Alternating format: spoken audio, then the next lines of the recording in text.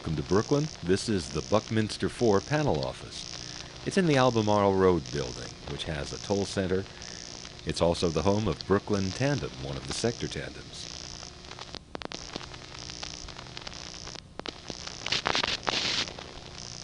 Ben is calling the panel in Fairview Avenue, which serves Charlie's house, by the way.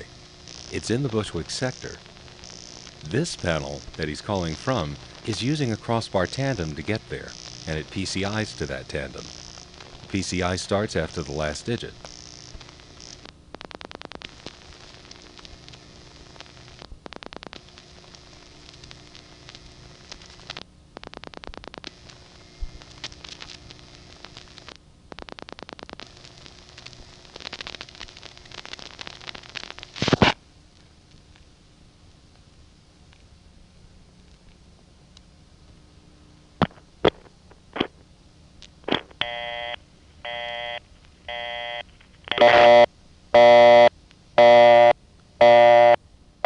After that long silence, we heard a particular kind of click, recognizable as the sound of a crossbar tandem that has just been PCI'd into, cutting through. The ring to busy started after that, and that crossbar tandem is Bushwick, the only one of the sector tandems that can take straight PCI.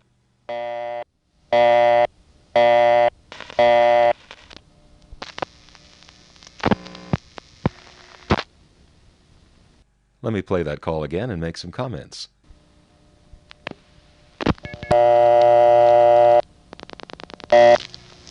All of the recordings of Buckminster 4 were made from one place near a subway station. This rhythmic buzz is on the tape, and I still haven't been able to determine whether it's from the trains or the phone network.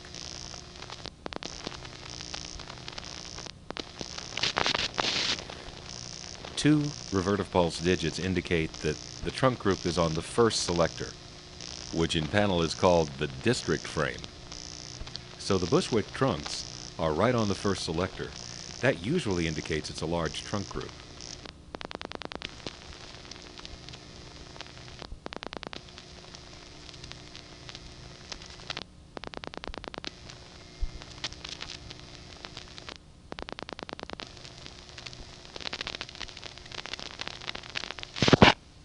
There's the cut through to Bushwick, and we hear none of the outpulsing.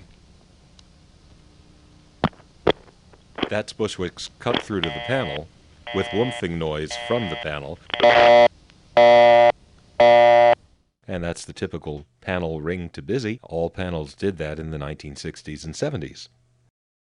This next call was made in the daytime. There's a lot of extraneous revertive pulsing in the background while he's dialing, and noise from subway train motors. Again, you'll hear silence while Bushwick is outpulsing, this time to a crossbar 1, and the cut-through noise of Bushwick. It's worth listening to because it kind of changes from call to call.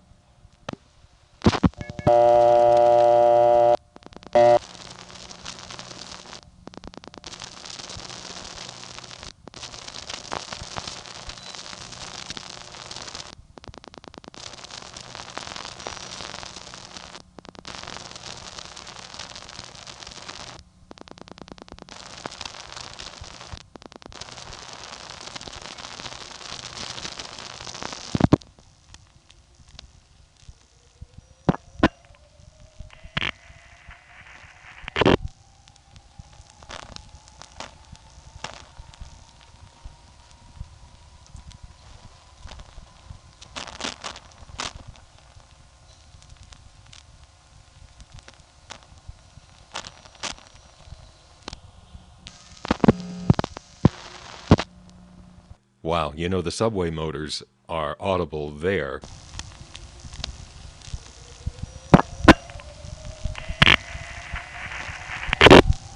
Yes, those shrieking noises. They seem to get onto Ben's tape from the acceleration of the train to a certain point, and then all of a sudden, it's gone. My theory is the third rail that's right under where Ben is standing is broadcasting the sound of the motor, and so you hear the rising pitch as the train is accelerating, but then suddenly it's gone. That's probably when the train goes to the next third rail down the line. I don't know that, of course, but I can't help but think of a way that that could be.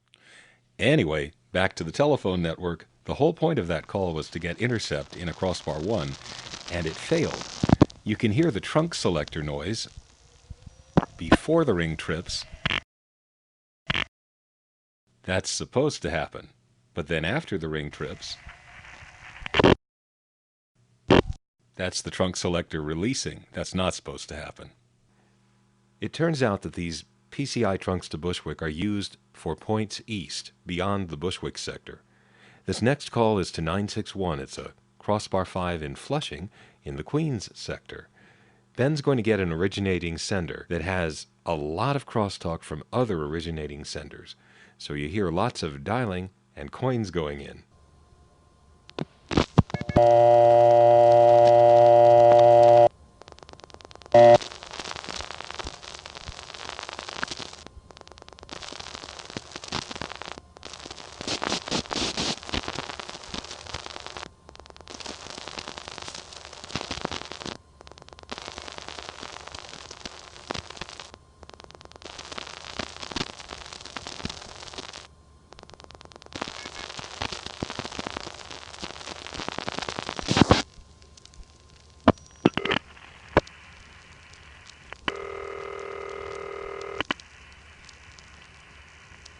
Operator 81, may I have a number calling?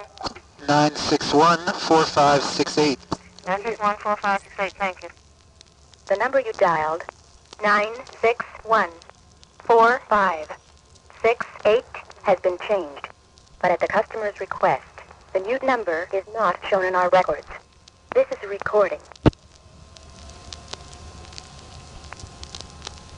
As we listen to the sound of silence, we can hear a subway motor fading out and all sorts of activity.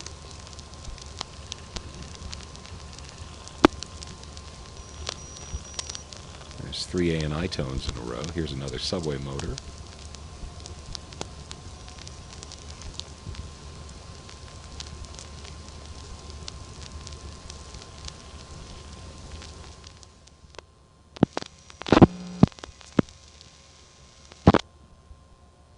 These PCI-in trunks to Bushwick don't let us hear out pulsing, but in calling 961, in these 2 calls, you can tell it's MFing because it goes through so fast.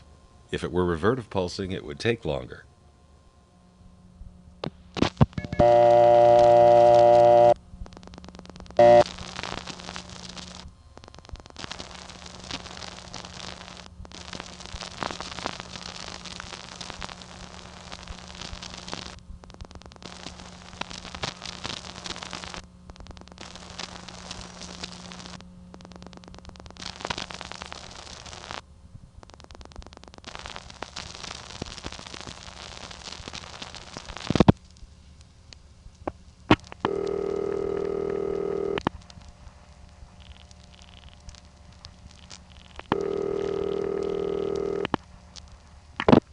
Hello?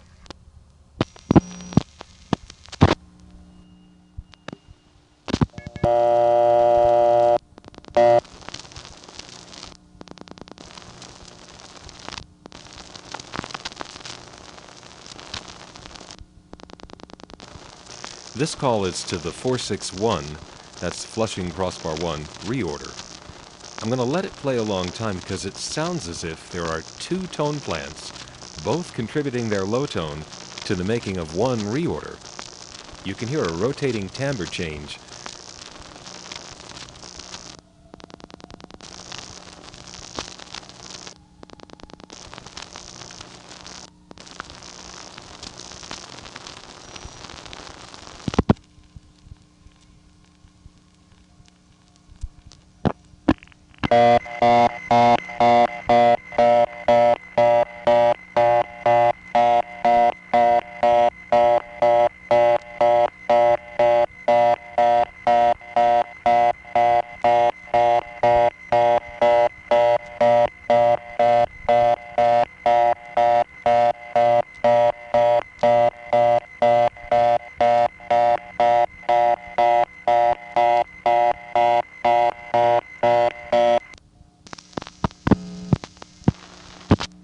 right, let's go from Flushing to Bayside.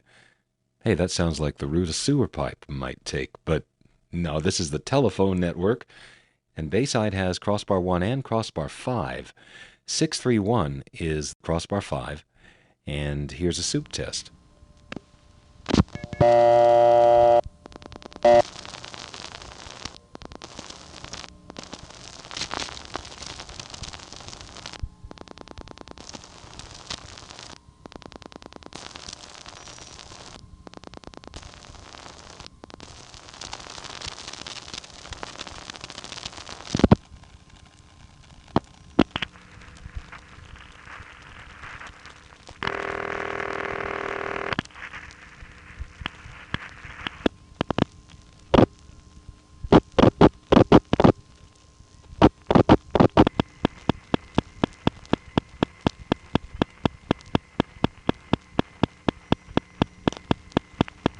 The next call is also to 631. Toward the end of the dialing process, you'll hear some revertive pulsing that has nothing to do with our call.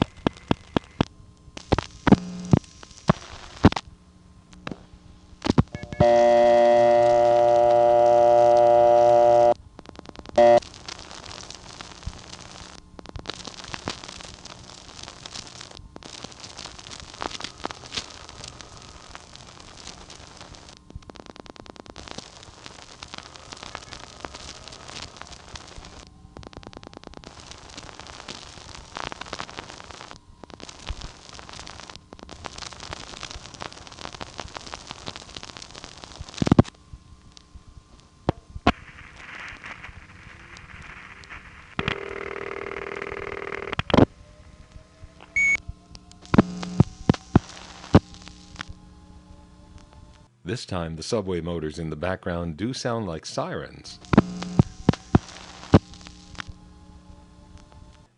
In New York City, the PBXs that have direct inward dialing, and that's called Centrex CU service, that is served almost entirely out of crossbar tandems. These numbers are assigned in special office codes like 830 and 990 that instead of going to a regular central office, they go to, in this case, Queen's Tandem. But this call is to a Centrex CU that is out of a crossbar 5, using line link pulsing. This is common in other parts of the country, but in New York City, it's a rarity. There are 50 codes or so of crossbar tandem handled Centrex in New York City plus Nassau County, yet only 264, 631, and 643 in New York City, and no codes in Nassau County are like this. You get to hear the PCI cut-through sound of Bushwick on top of the line link pulsing sound. And then there's a pause while the 631 Bayside crossbar 5 dials into the PBX. Anyway, here's the whole call.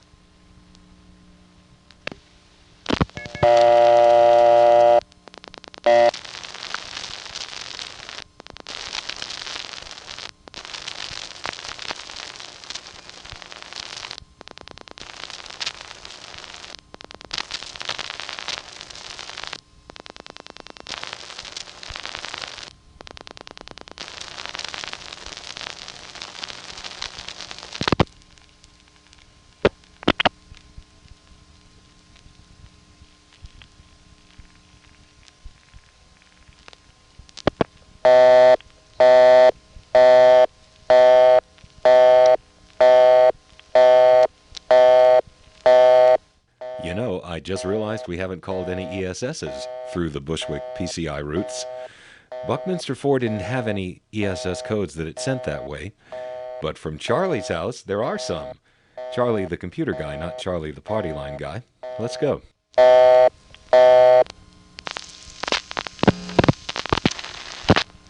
Now, if I can get him to turn the stereo down, this will be the same as from Buckminster 4, except it's a home phone. The Fairview Avenue panel sends a number of codes through Bushwick, which makes sense because it's in the Bushwick sector. Here's an ESS supervision test.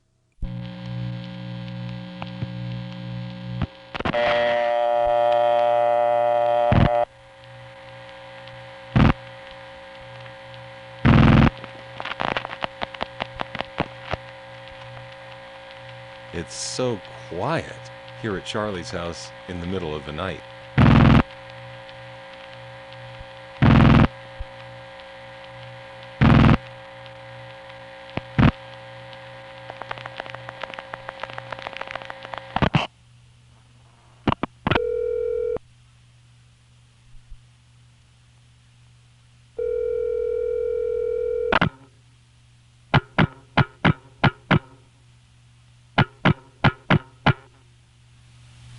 I turned up the volume. There's nothing going on now. Watch this. This particular trunk goes into oscillation when your switch hook goes down. And then when you're disconnected from the call, you don't hear oscillation anymore. This next call is to 885 City Island. Charlie's panel sends it to Bushwick, 1231, which then MFs to Tremont, to 1226. which then RPs to City Island's crossbar 5. Here's a preview. That's the PCI to Bushwick. Now Bushwick's MFing to Tremont, and Tremont's RPing. And this trunk conveyed the flash at the end of the pulsing to us.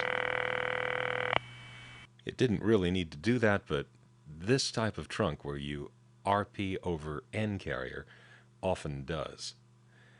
And by the way, the trunk from Bushwick to Tremont is another type that I hadn't discussed, the MF-operated wireline trunk that doesn't let you hear the out pulsing.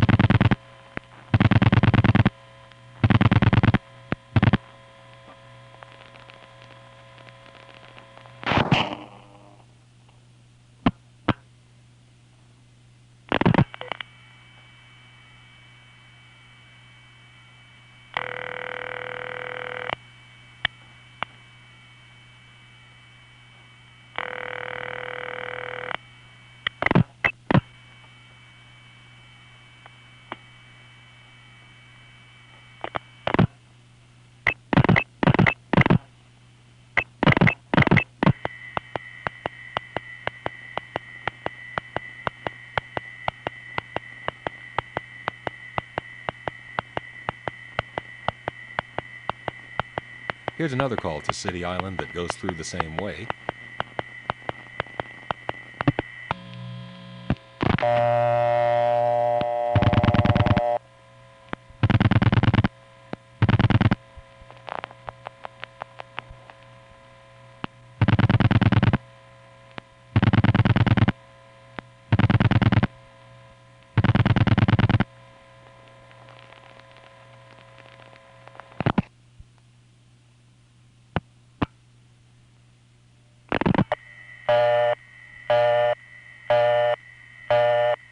The final link in this connection is an N3 family trunk, but you can barely tell what with the two wire lines in front of it and the City Island power supply noise.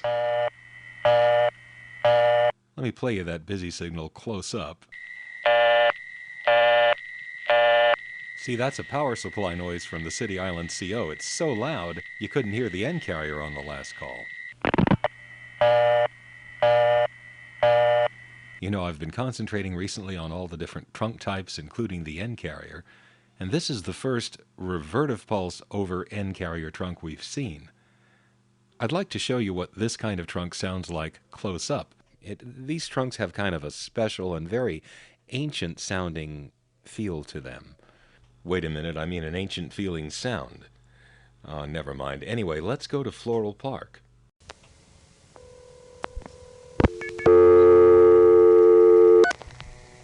Floral Park straddles the Queens-Nassau County border. On the Queens side, it's all crossbar 1 with City Ring. On the Nassau side, there's also a crossbar 5, which you can hear ringing in the background. That's a phone in the neighborhood, and yes, I'm on the Nassau side. The calls I want to show you involve calling Manhattan, which is 10 cents from the Queens side, but not from the Nassau side. So I just wanted to show you the ring in the neighborhood. I'm going to go to the Queens side now.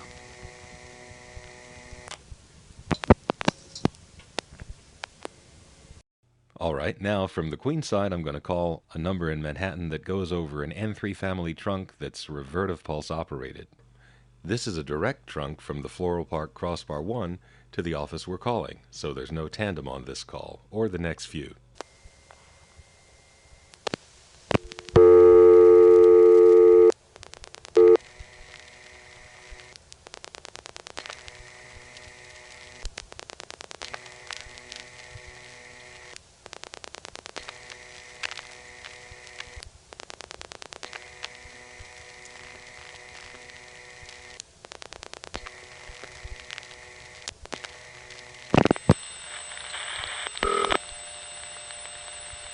Ah, nice. I can talk here.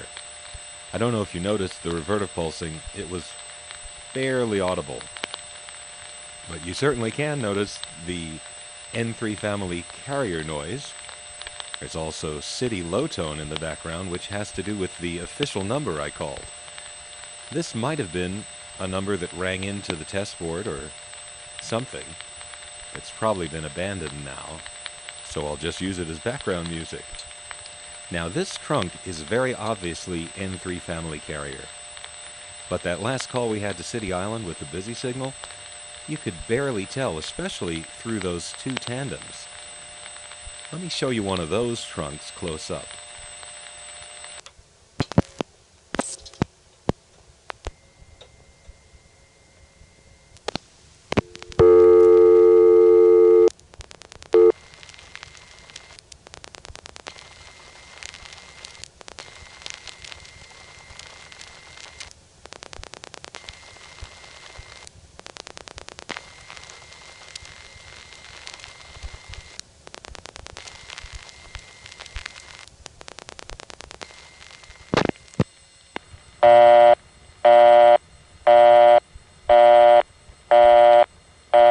There you go. Subtle carrier noise, and most of it above 4 kilohertz, which doesn't come through the double wire trunk we had going out from Charlie's house.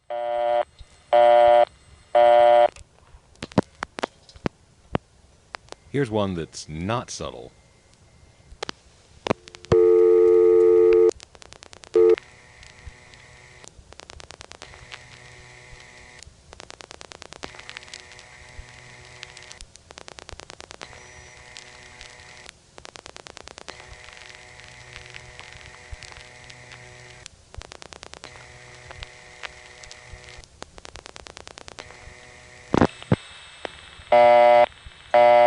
You get the idea. Hey, enough busy signals. Let's call a soup.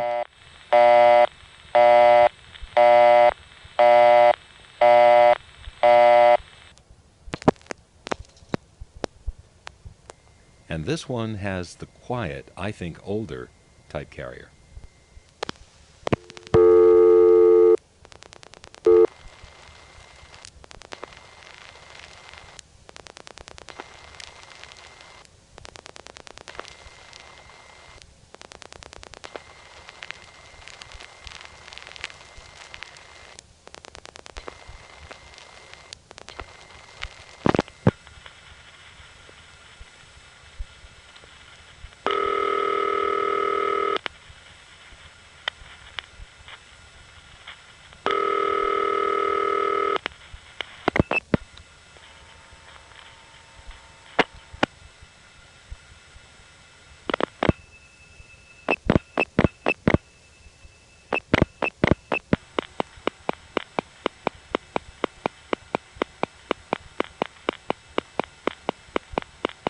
You know, when it was off hook there for a second, it reminded me of that trunk we got from Fuquay Varina to the operator.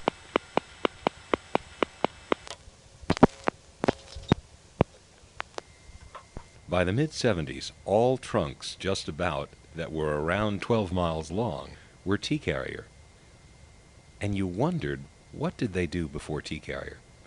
Well, the answer is that there just wasn't any T-carrier, and so you had wire trunks and N-carrier trunks, usually 2600 controlled, side by side on the same runs. Here are two calls to LW4, crossbar 5 in West 36th Street. One of them gets a wire trunk, which is very quiet. The other gets an N3 family trunk, which has a strange overtone. It's wire and N3 side by side.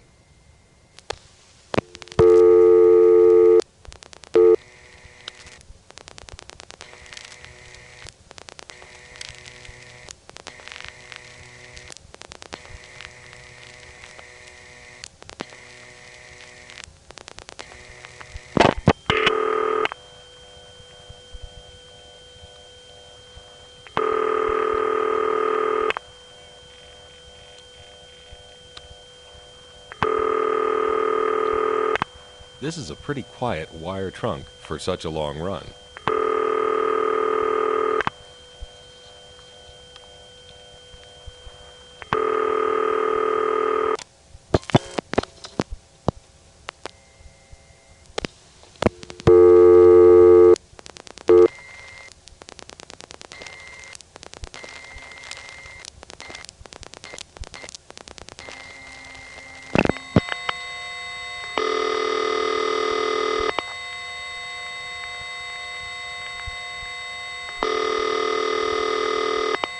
And this is a noisier than usual end carrier trunk.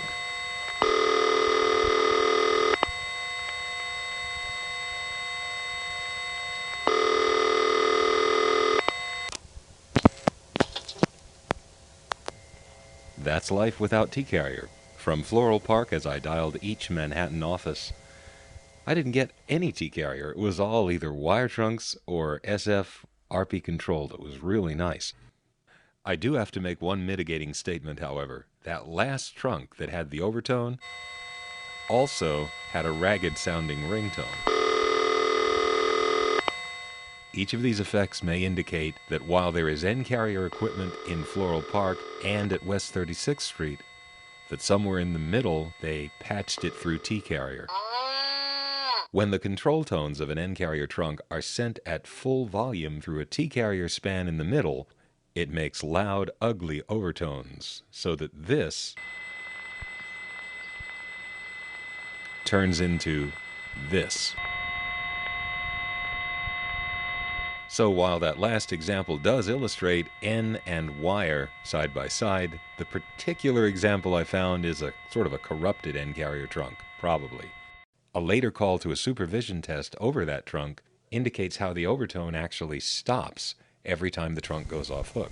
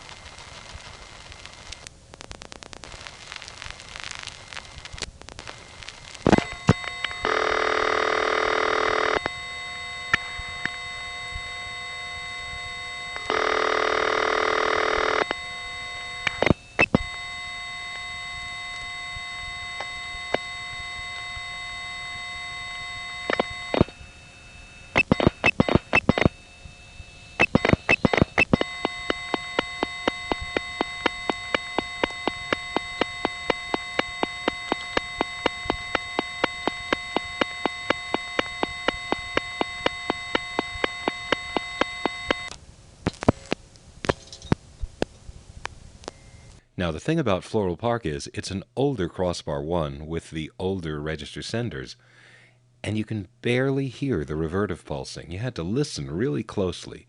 If you listen to this again, the revertive pulsing is audible starting after the 5th digit dialed. I didn't even point it out because it's so hard to hear. Not so with this office in East 30th Street, Manhattan.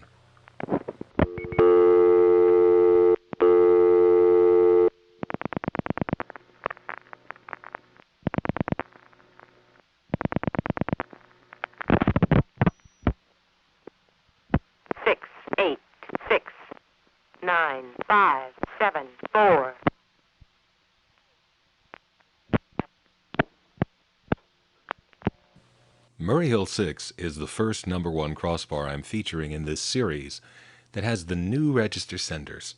This is a whole other face for the same switching system. The older register senders that we heard in Lynbrook and Floral Park break dial tone after the last pulse, tend to have a strong office power supply noise, and usually don't let you hear the outpulsing very well. They do, however, make gonging noises,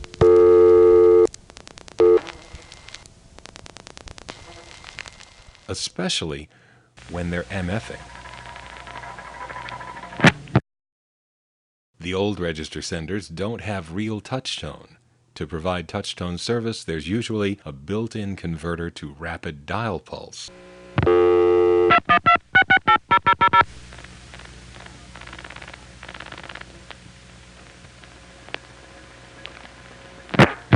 Two, 1, 2, 3, 1.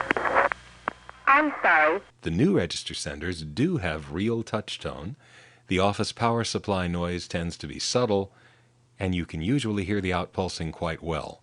Here's a recording of the 569 Thayer Street Crossbar 1 in Upper Manhattan calling a Bronx panel.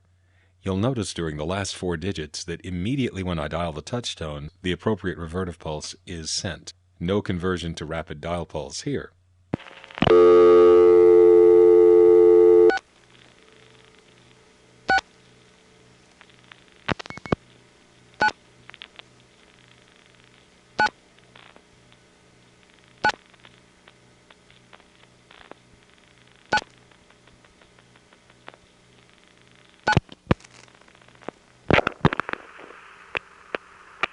You have reached is not in service. That was real touch tone in Thayer Street 569. Here's rotary dial in East 30th Street's Murray Hill 6. This number 1 crossbar I might have mistaken for a number 5 crossbar, at least initially in my early days, because it breaks dial tone on the second pulse instead of the last pulse. Thus, when the dial comes back to rest, there's no burst of dial tone. But it's crossbar 1 all right.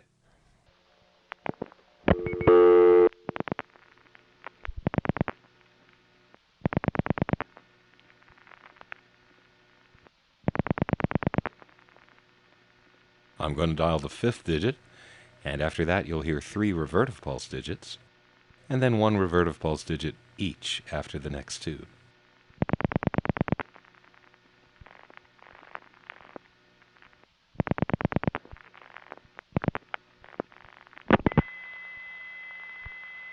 So we got to hear the pulsing, but there was an odd failure that has caused this trunk to just go silent. Well, it's not exactly silent. You can hear N3 family carrier noise, but there's another sound. It's that tone, 2000 hertz. The 2000 hertz tone is part of the system, and sometimes you can hear it in the background. There's really no reason why you should. It's just there sometimes, and this is an example. The next call actually goes through.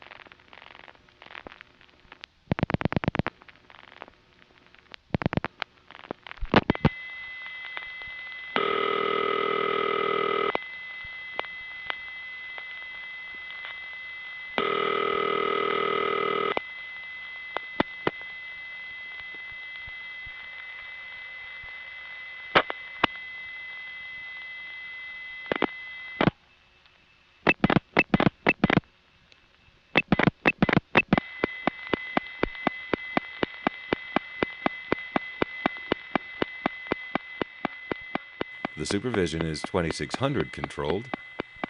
The 2000 hertz tone is used in the revertive pulsing. Now, this whole concept may be a bit confusing to many. For one thing, revertive pulsing goes backwards. The digits are being sent by the called end back toward the calling end. And how the heck does that work? What does the 2000 hertz tone do? And why do I often refer to it as a revertive pulse conversation? Well, sometimes a picture is worth 1,000 words. So, to make everything very clear very quickly, let me show you what it's like for a phone freak to control a revertive pulse trunk using only his mouth.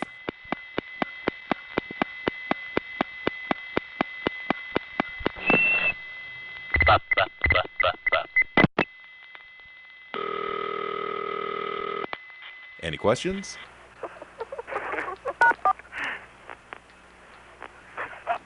Yeah, that just explains the whole thing, doesn't it?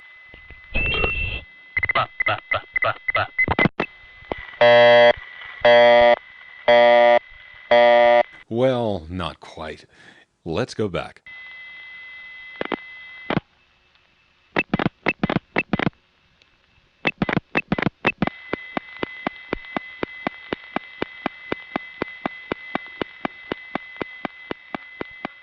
The good thing about a revertive pulse trunk over N3 or N2 carrier to a crossbar 1, like this, is that you can freak with it and in the process get a very direct idea of how revertive pulsing works.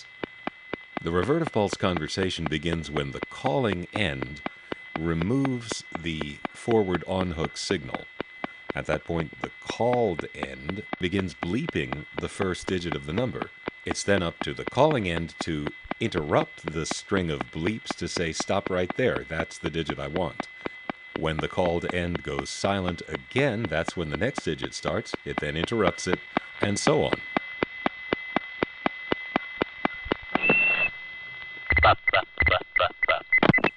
That's a supervision flash at the end there that tells the originating office to cut through. The revertive pulse code is based on the panel switching system, so it's always a 5-digit sequence.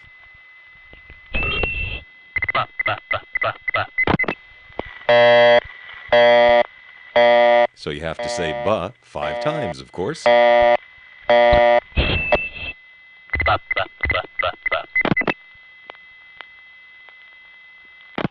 Yikes! Had to hang up there. It went off hook unexpectedly, and at that point, you got 2 seconds before your dime is taken. Of course, you could sit there going, desperately trying to get the tone right as the time is ticking down. Well, it doesn't tick, it's actually a thermal relay. But anyway, that's what it's like to control a revertive pulse trunk using only your mouth. The system at the other end has no idea that we don't know what we're asking for. That's because we can't count the beeps that fast. They're just coming at too fast a pulse rate. Now, I think with practice I could learn to recognize 5 beeps, 6 beeps, etc., and hit the tone right at the end of the beep. And that's what you have to do. If you want to communicate to the far end that the next digit is a 4, you have to make a noise right on the heels of the 5th beep. Bah. You know who could probably have actually gotten the number he wanted? Joe and Grecia. I'll bet you. But Joe lived in the South, and there isn't any revertive pulsing in the South, so he never got to try his hand at, try his mouth at controlling a revertive pulse trunk. Actually, I can think of somebody else who could probably do it.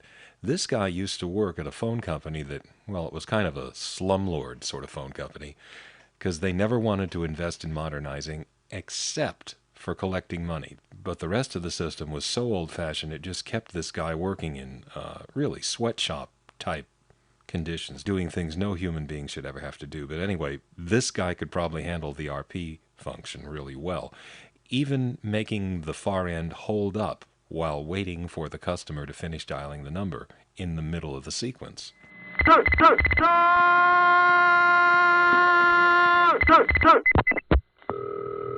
Are you getting a good idea of how RP works now? And actually, the reason we were able to interrupt the revertive pulsing by voice was just because the equipment was so sensitive on these trunks. In the next episode, I will talk more about the details of revertive pulsing, and I think I'm going to be introducing you to New York's most important tandem for a period of time spanning 40 years. You could call it the unsector tandem. But that's kind of 60s lingo, so never mind, because it was installed in the 30s. That and some more info about revertive pulsing are next.